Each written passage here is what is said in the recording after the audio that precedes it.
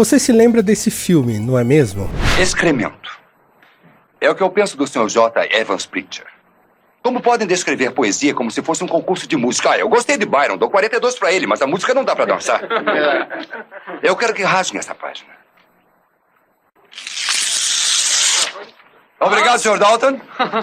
Cavaleiros, escutem, não arranquem só essa página. Rasguem a introdução inteira. Eu quero isso fora, no passado. Rasguem, cortem! Rasguem, cortem, arranquem! Esse filme fez um sucesso estrondoso, né, entre público e crítica, justamente porque também tem a figura do carismático Robin Williams, que nos deixou já tem alguns anos, e ele é o filme Sociedade dos Poetas Mortos. Sociedade dos Poetas Mortos é um filme de escola, né, um filme que fala sobre educação, do Peter Weir, acho que é Weir, né, não sei se é Weir ou Weir, mas como ele é australiano, acho que é Peter Weir mesmo. Um filme de 1989, é um filme famoso, tem aquele trecho do poema do Walt Whitman, né? Oh Captain, my Captain e tal. Então esse filme é um filme muito conhecido, muito famoso, muitas pessoas gostam muito desse filme.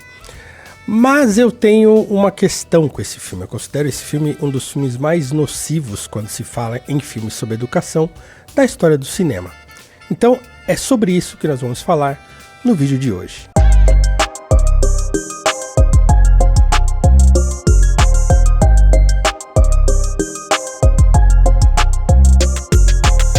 Se eu não estiver enganado, isso aconteceu em 2014. Era o primeiro ano em que eu lecionava na escola pública, então eu estava lecionando na escola pública e também estava fazendo um mestrado. Então tinha alguns dias que eu tinha as tardes livres e foi o ano de Copa do Mundo, né? Então, às vezes eu passava as tardes em casa, chegava da escola e aí quando eu não tinha mestrado à tarde, eu ia para casa e fiquei acompanhando os jogos da Copa do Mundo. E eu lembro que num desses dias eu cheguei em casa e estava aguardando um jogo qualquer que ia acontecer e estava lá zapeando pelos canais, quando de repente eu caio num documentário. Era um documentário que já estava da metade pro final e eu parei porque eu ouvi alguma coisa assim, né, falando sobre educação. Eu não me lembro exatamente que canal que era, se era aquele canal Futura, era algum desses canais, né, de que falava o HF, os canais que não são os canais comuns da TV. E tinha um grupo de professores e professoras, né, assim, todos já idosos, já, sei lá, na casa dos 70, 80 anos, e eles estavam passeando por uma espécie de ruína, umas ruínas, assim, do que era uma escola. Eu sei porque aí eu parei e fiquei acompanhando. Eu tava todo, né, assim, tinha acabado de entrar na docência, tava, né, empolgado com a questão da educação, então eu ouvi o assunto da educação, parei pra ver. Então, aqueles professores, eu não vou me lembrar, desculpem, o nome do documentário, não vou me lembrar, né, onde era o canal, mas enfim, é verdade, tá? Eles estavam falando sobre a Escola Nova. A Escola Nova foi um movimento que aconteceu, chegou aqui no Brasil em 1920, né, através do Anísio Teixeira, um grande educador também brasileiro, muito respeitado, muito conhecido. Mas eu vou falar disso daqui um pouquinho, né, porque o que aconteceu? Eu parei e fiquei olhando. Então eles estavam andando naquele lugar que era uma ruína de uma escola, que era, segundo o que eles estavam contando, uma história onde eles haviam lecionado. Então eles estavam contando a história do tempo que aquela escola estava ativa, e de quanto eles eram felizes ali, e de todas as coisas boas que eles fizeram, todas as reformas educacionais que eles implantaram naquela escola, e que tinha tudo sido muito lindo, tudo muito bonito. E na hora em que eu tava ouvindo isso, começou a me bater um certo, entre aspas, mal-estar, assim, porque eu fiquei pensando assim, como é que esses professores estão andando por uma ruína de uma escola, ou seja, uma escola que não existe mais, e estão ali festejando grandes coisas que eles fizeram nas ruínas de uma escola, ou seja, a escola nem permaneceu. Então eu fiquei pensando, mas não é meio contraditório isso, né? Então eles estavam falando, né, e era um documentário sobre a Escola Nova, eles estavam falando que todas as mudanças que eles implantaram na educação através da reforma proposta pela nova escola, né, da Escola Nova, né, eu sempre confundo, e que tudo foi muito bom, muito bonito e tal, mas que tinha acabado. E aí, uma daquelas professoras faz a pergunta assim, poxa, o que será que aconteceu, né, com todo aquele sonho que a gente tinha, tudo aquilo que a gente pensava sobre educação, todas as nossas, né, aquelas utopias todas que a gente tinha em relação à educação, o que aconteceu? Na hora, a minha resposta também mental ali sozinho em casa, na época, minha esposa trabalhava e meu filho estudava à tarde nessa época, e eu lembro de ter pensado assim, bom, me parece que o que aconteceu é que a proposta que os senhores e as senhoras implantaram na escola, deu errado. Não é à toa que nós estamos vendo a educação como ela é hoje, que é um efeito direto desses tipos de reformas que foram implantadas no ensino, né, a partir do século XIX, né, sobretudo, que cunhou-se chamar de nova pedagogia. Né? E aí, voltando ao filme que passa no início aqui do nosso vídeo, no Sociedade dos Poetas Mortos, o professor John Keating, né, que é o professor do filme, né, vivido pelo Robin Williams, ele é um desses professores de encantamento, desses professores, né, do estilo que gostava muito o Rubem Alves, que foi um outro grande educador brasileiro, teólogo e filósofo brasileiro. Também, então ele falava muito desse tipo de educação, assim, daquela coisa mais sonhadora e utópica e tal. Então o professor Keating, ele era esse tipo de professor nesse filme. Por que eu considero esse filme ruim, e não só ruim, mas pernicioso do ponto de vista pedagógico? Porque aquele professor, ele é um professor não só disruptivo, porque eu acho que às vezes você tem que ser um pouco inventivo para dar conta de adolescentes e tudo, mas porque ele é o retrato da nova pedagogia, né? Esse professor, ele é o retrato dessa pedagogia que se aproxima do aluno, que se coloca ao lado do aluno como um facilitador, entre aspas, né, que meio que desmonta aquela figura da autoridade do professor e tal. Então, e ele implanta um certo sentimento no aluno de inconformismo com o sistema de educação. Então quer dizer, rasguem a folha aí do livro, rasguem toda a introdução, nada disso importa, o que importa é a poesia, a beleza e tal. Então ele é aquele professor que convence, retórico, cheio de palavras bonitas e falando de poetas e falando de um monte de coisa. No fim, o que acontece é que um dos jovens, ele acaba dando cabo da própria vida, para não usar o termo aqui correto, né? Então, essa hora do filme que eu considero o clímax, né, do filme, mas um clímax para baixo do filme, né? Que é um professor que não só motiva os alunos a questionarem o sistema de educação, a questionarem a pedagogia tradicional, a questionarem tudo aquilo que era a educação do seu tempo e implantar uma espécie de rebelião na escola, com ele comandando aquilo, né? E que termina numa tragédia. Termina num garoto que já tinha, né, problemas com a família, tudo, e ele acaba, né, infelizmente, fazendo o que fez. Então, para mim, esse filme, ele é meio que o representante máximo, pelo menos dos filmes que eu vi, né, que representam essa nova pedagogia, né, a pedagogia da escola nova que chegou aqui no Brasil, como eu falei, em 1920, e cujo manifesto, né, teve um manifesto lançado que era o chamado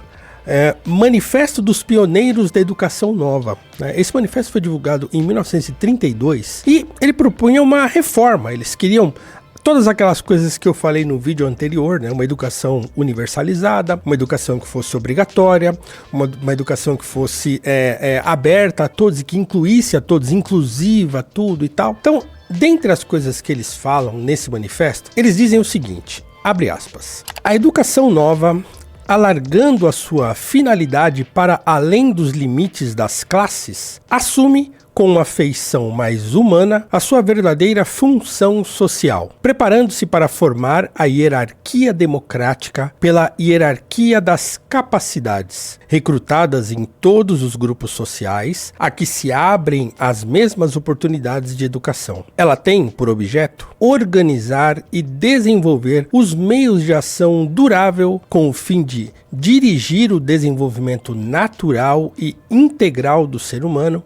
em cada uma das etapas de seu crescimento, de acordo com uma certa concepção de mundo. Fecha aspas. Bom, e aí quando você escuta esse tipo de termo, assim, né, uma certa concepção de mundo, você parte do princípio, então, que esse tipo de pedagogia, que essa nova educação, ela visa a seguir a concepção de mundo de seus proponentes, né? Então, como eu vi lá naquele documentário, aquelas professoras sonhadoras e pensando utopicamente sobre a educação, e cujo resultado da escola nova, o resultado dessas novas pedagogias implantadas. Então, quando a escola nova é um tipo de pedagogia, tá? Assim, tem outras tantas, tem construtivismo, tem um monte de outras pedagogias novas, mas eu vou resumir tudo aqui quando eu falar sobre esses tipos de pedagogias cuja principal que eu escolhi aqui, porque ela é importante para o nosso contexto. Mas quando eu falar nova pedagogia, eu estou falando todo esse conjunto de pedagogias modernas que surgem, né, a partir do século XIX. Então, a concepção de mundo que é implantada através dessas novas pedagogias está muito ligada àquele ideário do Emílio, do Rousseau, né, aquela coisa que você pode pegar a criança, né, pequenininha, indo moldando ela nos sentimentos e coisa e tal. Então, né, aquela ideia do homem é bom, a sociedade é que o corrompe, né, que está na visão política de Rousseau e que também, na verdade, é sua visão social. Então, essas novas pedagogias, elas seguem todas por esse caminho, que é um caminho, entre aspas, humanizado, né? Quando eu falo isso, obviamente, você deve pensar, mas isso não é bom? Sim, isso é bom. Isso é bom se você conseguir mapear bem em que terreno que você está tentando construir esse tipo de edifício. Qual é o terreno? Qual é o tipo de ser humano que você está tentando atingir? Qual é a pessoa que você está tentando educar? E que tipo de pedagogia que você está tentando implantar nesse grupo específico, que são as crianças e os adolescentes. Um livro importante sobre o tema, que foi escrito por Inês Dussel e também pelo Marcelo Cardoso, que chama A Invenção da Sala de Aula, diz o seguinte sobre a escola nova. Então, quer dizer, era uma proposta que tinha lá, que não era uma proposta monolítica, né? Então, eles vão discutir isso, inclusive, e eles vão dizer o seguinte, olha só, abre aspas. É uma das expressões da pedagogia mais difíceis de analisar. Por um lado, muitos desses pedagogos criaram inúmeras propostas de reforma escolar e da sala de aula que diferiam profundamente entre si. Por outro lado, apesar das diferenças didáticas, pedagógicas, históricas e até políticas que existiam entre elas, reuniram-se em organizações internacionais pela reforma educacional. Fecha aspas. Então, toda essa ideia da nova pedagogia, né, tinha a ideia de você inverter o paradigma de educação. Esse era o tema principal. Você tirar o professor como o centro do conhecimento, como aquele que era a autoridade máxima da escola, da sala de aula, pelo menos, aquele que tinha o conhecimento, aquele que ia transmitir o conhecimento para o aluno. Então, a nova pedagogia surge em oposição a essa visão tradicional que está centrada na figura do professor como uma figura de autoridade, como uma figura de ser o detentor do saber e transferir essa autonomia, digamos assim, para o aluno. O aluno se tornar o agente do conhecimento. Então, toda a ideia da escola nova é que você fosse desmontando as estruturas, digamos assim, da pedagogia tradicional. Aquela coisa, um aluno sentado atrás do outro, aquela coisa que eles estão sempre olhando para frente, o professor é a autoridade máxima que fica lá na frente, lá longe, só ele falando e o aluno ouvindo. Não. O que a gente tem que implantar é um tipo de educação em que o aluno seja mais participativo, em que o aluno seja o agente do conhecimento e o professor seja um facilitador. Aquela ideia de sentar em círculo, por exemplo, eu lembro que aquelas professoras desse documentário que eu estava assistindo lá em 2014...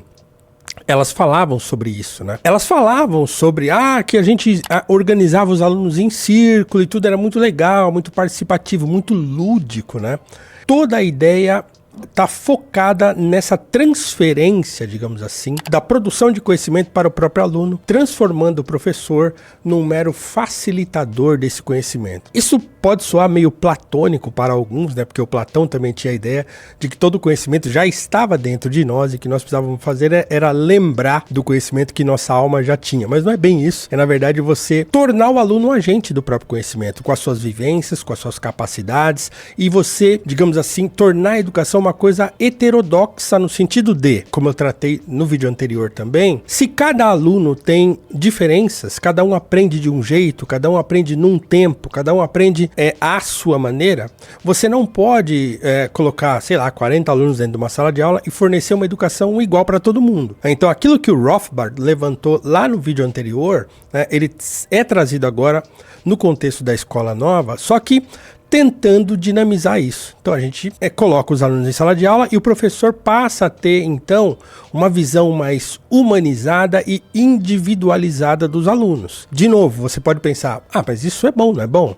Em certa medida isso é bom, mas de novo, você precisa entender quais são os desdobramentos de você transferir, de você inverter o paradigma da educação. Então você inverte, você transforma o aluno no protagonista e você então faz uma coisa que eu julgo que é das mais perniciosas das novas pedagogias. Você arranca a figura do professor não só como uma figura de autoridade, mas também como uma figura que tem o conhecimento mesmo, que estudou uma grande parte da sua vida para estar ali, ensinando, instruindo e também educando, por que não, né? Porque a escola faz parte do processo de educação, né? Eu sou contra aquela ideia de que a escola instrui e a família educa. Não, a escola também educa, né? Ela complementa a educação que a família dá. Então a criança passa e o adolescente passa grande parte do seu dia dentro da escola. Então a escola também é um veículo de educação.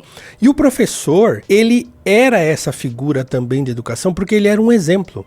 Ele era uma figura que o aluno olhava como uma figura de autoridade, como uma figura que sabia mais do que ele, como uma figura que merecia respeito, como uma figura, né, que era uma figura de modelo, né, de um modelo de cidadão, de cidadania para o próprio aluno. Quando você vai tirando isso do professor, quando isso vai saindo das mãos dele e sendo passado para o próprio aluno, então você vai aos poucos diminuindo a figura de autoridade do professor. E é essa que eu considero uma das mudanças mais complicadas, para dizer o mínimo, das novas pedagogias. Quando você pensa no professor como alguém autoritário, como alguém que era violento, como alguém que era snob para com os alunos, e você pensando assim, você então tenta fazer uma inversão.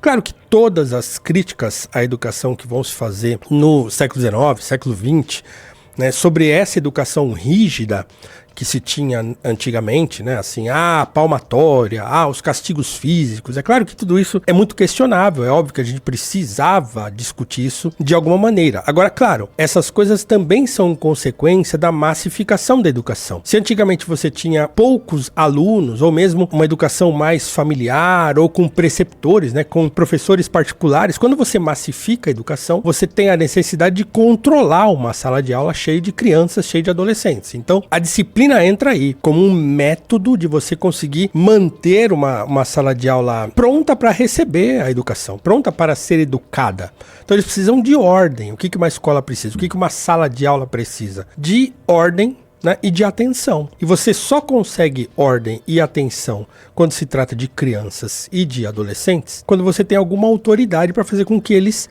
prestem atenção, quando você tem alguma autoridade para fazê-los entender que eles estão ali para aprender. Não necessariamente isso precisa ser feito com violência. Não necessariamente, não. Acho que isso não deve ser feito com violência, né? Mas isso era feito no passado, né? Um modo de controlar pela violência. Entre você deixar de tentar controlar com a violência e você ser totalmente leniente, tem uma gama de coisas que podem ser feitas aí, né, de um extremo a outro, que seria adequada, né? Eu mesmo procuro ser um professor próximo dos alunos. Eu sou um professor que gosto muito de dialogar com os alunos, de tratá-los com carinho, de tratá-los com respeito, né? Não de menosprezá-los, de tratá-los como se eles não soubessem nada. Então eu tenho essa postura. Mas eu acho que muitos professores, desde sempre, tiveram essa postura. Eu não acho que todo professor, sei lá, do século XIX, do começo do século XX, eram violentos. Não eram. Alguns poderiam ser, outros não. Eu mesmo, quando era criança, eu tive professores que eram mais rígidos e professores que eram mais lenientes. Professores aos quais eu me afeiçoei, porque eram mesmo mais próximos, davam mais atenção para os alunos. Então toda essa discussão, né, da crítica à pedagogia tradicional, que é mais rígida, que quer impor mais limites aos alunos para que eles prestem atenção e aprendam e tal, a gente pode discutir como que isso pode ser feito. O que não poderia ter acontecido e aconteceu é justamente arrancar toda aquela questão da autoridade, toda aquela questão do respeito, da ordem e da necessidade de atenção que é fundamental para a educação de dentro da sala de aula. E isso é culpa diretamente da nova pedagogia ou das novas pedagogias, né? Então a escola nova, que eu vinha tratando agora há pouco, é um exemplo claro disso. Você pode depois procurar lá o manifesto da escola nova e ler, né, o manifesto todo e perceber como ele é muito bacana, ele é todo, né, assim, inspirador e todo sonhador. É óbvio que é muito bonito falar sobre educação dessa maneira apaixonada, digamos assim, que o próprio professor John Keating lá do filme Sociedade dos Poetas Mortos como ele fala. Agora, comparem a figura do professor John Keating com a figura do professor do Ao Mestre com Carinho, por exemplo, do personagem do Sidney Poitier, né? Que é um filme também clássico, muito conhecido, sobre escola. Então, é uma figura completamente diferente, é um tipo de professor completamente diferente. Não que ele não era um professor carinhoso, não que ele não era um professor que tentava se aproximar dos alunos, não, mas ele é uma figura de autoridade e ele faz questão de ser uma figura de autoridade na sala de aula e ele demonstra, ele faz com que os alunos percebam que ele é uma figura de autoridade e que ele é uma figura que merece ser respeitada. Então, quando você vê e compara o Sociedade dos Poetas Mortos com o Ao Mestre com Carinho, tô dando só 2 exemplos aqui, há outros muitos exemplos, né? A gente vê essa diferenciação. Então, portanto, surgiram ao longo do tempo também muitas críticas sobre as novas pedagogias, né? Muitas críticas, e uma das maiores críticas contemporâneas, ela ainda está viva, dessa nova pedagogia, é a professora Inger Enkvist, né? A Inger Enkvist é uma sueca, uma professora, uma pedagoga, né, também, e uma crítica dessas novas pedagogias. Ela escreveu alguns livros sobre isso, alguns estão publicados em língua portuguesa, inclusive, e num deles ela diz o seguinte sobre essa questão das novas pedagogias. Então, primeiro ela fala sobre a figura do professor, né? Então, nesse livro, Educação, um Guia para Perplexos. Abre aspas para Inger Enkvist. O professor era alguém que dominava certa matéria, que a tinha analisado para poder ensiná-la, e ao mesmo tempo que ensinava indiretamente as virtudes intelectuais como a honestidade, a responsabilidade, a mente aberta e o costume de refletir, fecha aspas. Então, essa era a figura do professor. Então, quer dizer, ele não só instruía, mas também educava pelo exemplo, ensinava as virtudes para os alunos, né? Esses dias eu li um texto, né, da Maya Angelou, que foi uma grande escritora, poetisa americana, ela falando sobre isso, né, no ensaio dela, assim, sobre a educação das virtudes. Então, o professor, ele também era responsável por educar as virtudes. Depois, numa entrevista para um jornal El País, ela vai dizer o seguinte, olha só, abre aspas. A nova pedagogia é um pensamento que se vê por toda parte no Ocidente. A Suécia a adotou nos anos 60. Consiste, por exemplo, na pouca gradação das notas, por isso muitos pensam que não há razão para estudar muito se isso não for se refletir no histórico escolar. Dá-se muita importância à iniciativa do aluno, trabalha-se em equipe e ao mesmo tempo em que as provas desaparecem, aparecem os projetos e o uso das novas tecnologias. Em geral, parece que se vai à escola para fazer atividades, não para trabalhar e estudar. Dá-se mais ênfase ao social que ao intelectual. Acho que é um erro. Por um lado, os alunos com mais capacidade não desenvolvem todo o seu potencial, e por outro, os que têm uma menor curiosidade natural por aprender não avançam. Fecha aspas. E num outro livro dela, também traduzido para o português, que chama Repensando a Educação, ela diz o seguinte, abre aspas. A nova pedagogia está caracterizada por muita terminologia que se oculta e que forma uma família terminológica. A psicopedagogia, o pedagogismo, o construtivismo, a sociologia da educação e o igualitarismo escolar possuem muitas características em comum, mas enfocam a educação a partir de diferentes pontos de partida. Fecha aspas. Então o que a gente percebe quando a gente olha criticamente para as novas pedagogias? Que elas inserem dentro das suas reflexões a respeito da educação a sociologia. Na verdade, a pedagogia ela vai se transformando em sociologia. E aí começa a se pensar no aluno como, obviamente, como um cidadão em formação, mas também pensa-se em toda a crítica política que envolve a pedagogia tradicional, as sociedades tradicionais, a educação no Ocidente, né, aquela coisa do eurocentrismo, né, a educação centrada, por exemplo, né, naqueles valores que nos foram passados pelos colonizadores, tudo. Então vai se criando todo um arcabouço crítico à educação que é um arcabouço crítico que é sociológico. Quando você começa a incluir isso no processo de educação, você acaba transformando o processo de educação, né, num processo de socialização. E aí você vai se esquecendo de todos aqueles componentes morais, de todos aqueles componentes de comportamento, todos aqueles componentes intelectuais que são necessários para que o processo de aprendizagem ocorra, e você vai focando no comportamento, no adestramento do comportamento do aluno e também na sua mudança de perspectiva em relação à vida mesmo. Você vai ensinando ele, ele vai ser um cidadão mais tolerante, ele vai ser um cidadão mais inclusivo, ele vai ser um cidadão... Então eles tentam, na verdade, construir a ideia de um novo cidadão, né, de um cidadão sem preconceitos, mais inclusivo, mais compreensivo. De novo, você que está assistindo pode pensar, mas isso não é bom? É óbvio que isso é bom, mas a gente tem que pensar de novo também no método. Como a gente vai fazer isso, né? Em que medida é possível construir isso? Como você consegue mapear se isso está dando certo ou não? Tudo isso é importante. O problema é que geralmente a sociologia não tem essa preocupação com as consequências das suas investidas, não só na educação, mas as teorias sociais todas estão aí para nos mostrar, né, os desdobramentos de muitas delas no contexto pós-moderno. Então, um outro autor, educador chamado Carlos Monarca, que ele foi citado no livro Dussel, né, da Inês Dussel, ele também fala o seguinte sobre a escola nova. Olha só o que ele diz, abre aspas. Na sala de aula, isso significava que durante o processo de aprendizagem, as diferenças entre os alunos e o professor desaparecem gradualmente, alcançando-se um mesmo nível de compreensão da vida.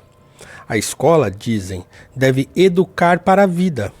A pedagogia da escola nova brasileira é, portanto, uma psicologia, ou melhor, uma psicopedagogia. O professor nunca reprime, e sim cria áreas de consenso, valorizando os interesses individuais, convertidos em centros de aprendizagem. Administra as tensões e os conflitos individuais e coletivos típicos da vida em sociedade. Fecha aspas. Óbvio que tudo isso é louvável, né, se fosse possível. Então, o que acontece, e essa é uma visão não só minha, mas vocês podem aqui, você que me assiste, pode tomar como uma visão minha, né?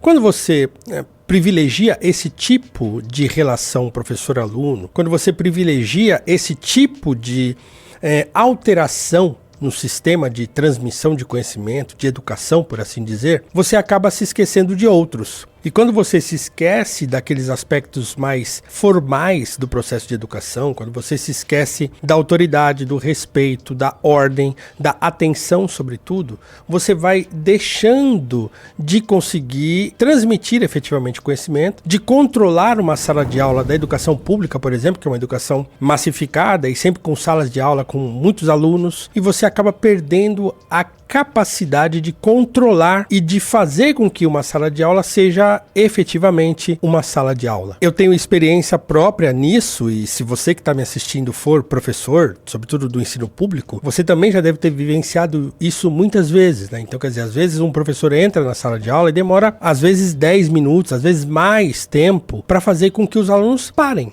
Simplesmente, porque antigamente você entrava na sala de aula, os alunos estavam todos sentados, né? Eles se levantavam para receber o professor, né? Eles, sei lá, cantavam o hino, eles tinha uma saudação qualquer, ou seja, a sala era um ambiente de ordem, porque os alunos, claro, tinham medo de sanções. Eles também aprendiam o respeito por isso. Então, a sala, ela sempre estava pronta para receber o professor. Ah, mas isso era militarizado, isso era muito ruim, isso era muito autoritário. Tá, então nós temos que substituir isso por alguma coisa. Por nada é que não pode. Então o problema é chegar hoje numa sala de aula e você vê a sala de aula toda desordenada, desorganizada, todo mundo conversando, ninguém se dando conta que o professor está lá dentro. E ele demora às vezes 15 minutos para conseguir fazer com que a sala preste atenção, né? E aí depois é uma outra dificuldade você conseguir fazer com que eles prestem atenção por mais de 10 minutos. Então, quer dizer, 10 minutos aqui, pronto, já estão dispersando. Então, esse é um desafio. E foi um desafio que foi imposto à nova pedagogia e ela não sabe como resolver. E aí, em não sabendo como resolver, ela vai meio que dobrando a aposta nas alterações sociológicas, digamos assim, ou psicopedagógicas na educação, em vez de voltar, em vez de olhar para trás lá e falar, pô, vamos pegar lá de trás o que é bom, o que é aproveitável daquela educação tradicional. Por exemplo, ter acabado com a memorização na escola. Ah, não, isso é decoreba, isso não serve para nada, o aluno tem que produzir conhecimento. Então você elimina a memorização. Hoje, ninguém consegue guardar uma linha de texto. Então, os alunos hoje não conseguem guardar informações na sua memória, né? Mesmo porque agora os smartphones impuseram um novo desafio. Então, quer dizer, você, sem saber os desdobramentos claros das decisões que você vai tomando em relação à própria sociedade, você pode acabar por prejudicá-la.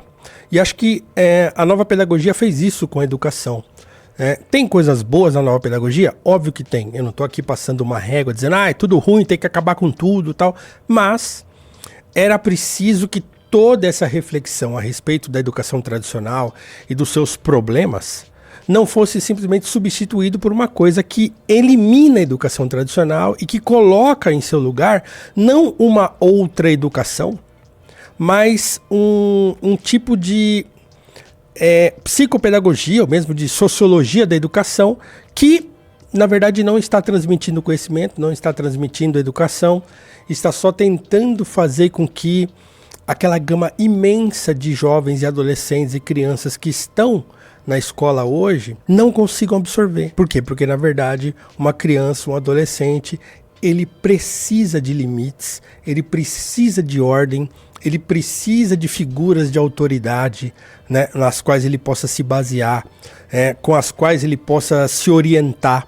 E o professor era uma dessas figuras. A escola era esse ambiente. Todo aluno sabia quando ele estava dentro da escola, quando ele estava fora da escola. Mesmo que ele transgredisse as regras dentro da escola, ele sabia que ele estava transgredindo as regras. Hoje eles não sabem mais, hoje eles não têm mais a noção de que aquilo é uma transgressão. Eles acham que aquilo é normal. Isso quando os pais também não são os agentes de desordem. Quando você adverte ou suspende um aluno na escola e a mãe ou o pai vai lá na escola para brigar com a escola porque o seu filho foi suspenso ou advertido, né? Então, esse é um desafio, né? Esse é um desafio que foi imposto à educação, né, ao sistema de educação pelas novas pedagogias, né, e aqui fazendo um destaque para a escola nova, mas não é só ela, né, que é o problema, mas ela é um dos principais problemas da educação brasileira, a meu ver, né, mesmo que muitos discordem de mim, mas de novo, essas análises estão sendo feitas por mim, então estou dando aqui a minha opinião, você pode concordar ou discordar dela. Então eu gostaria de terminar esse vídeo com uma citação de um educador imenso, que eu até citei aqui num vídeo anterior, que para mim ele deveria ser o patrono da educação brasileira. E quando eu falo em patrono da educação brasileira, você logo se lembra do Paulo Freire, mas o Paulo Freire vai ser assunto do próximo vídeo. Mas eu quero deixar aqui uma citação do grande Ernesto Carneiro Ribeiro, que foi um grande professor, um médico negro brasileiro, que viveu na transição do século XIX para o século XX, e que se formou primeiro em medicina, mas depois dedicou toda a sua vida, ele largou a medicina para ser professor, para ser um educador, e ele fundou um colégio, né, que hoje ainda existe lá na Bahia, né, um colégio Carneiro Ribeiro, depois virou acho que colégio baiano, se eu não estou enganado, ou ele deu aula nos dois, não lembro, mas enfim, foi um grande educador brasileiro, sobre o qual eu já escrevi mais de uma vez. Então eu queria deixar aqui e finalizar esse vídeo com uma citação de Ernesto Carneiro Ribeiro, lembrando que no próximo vídeo falaremos sobre o famigerado Paulo Freire. Deixa os comentários aqui se você concorda com o que foi exposto nesse vídeo, se você é um adepto das novas pedagogias, acha mesmo que elas são fundamentais e melhores do que a educação tradicional, então comenta aqui, não esqueça de deixar seu like, de se inscrever no canal, de compartilhar esse vídeo, assim, se você tem gostado do que a gente tem feito aqui no canal da Valete, não esqueça de divulgar o canal da Valete, divulgar os vídeos que são feitos aqui por nós, e espero você então no próximo vídeo. Fique então com Ernesto Carneiro Ribeiro. Não se pode, no sentido rigoroso da expressão, educar sem instruir, porque a educação compreende a instrução como todo compreende a parte. Mas se a instrução, menosprezando a cultura moral, fonte límpida dos costumes, onde se avigora e consolida o caráter e se santificam os conhecimentos, visa exclusivamente ao ser intelectual, cerrando ouvidos aos reclames superiores e imperativos da natureza moral, definha e desfalece em lastimoso e completo desalento, qual planta privada da luz, do ar puro e livre, do orvalho vivificante, e lhe retempera a seiva que a nutre. Ernesto Carneiro Ribeiro.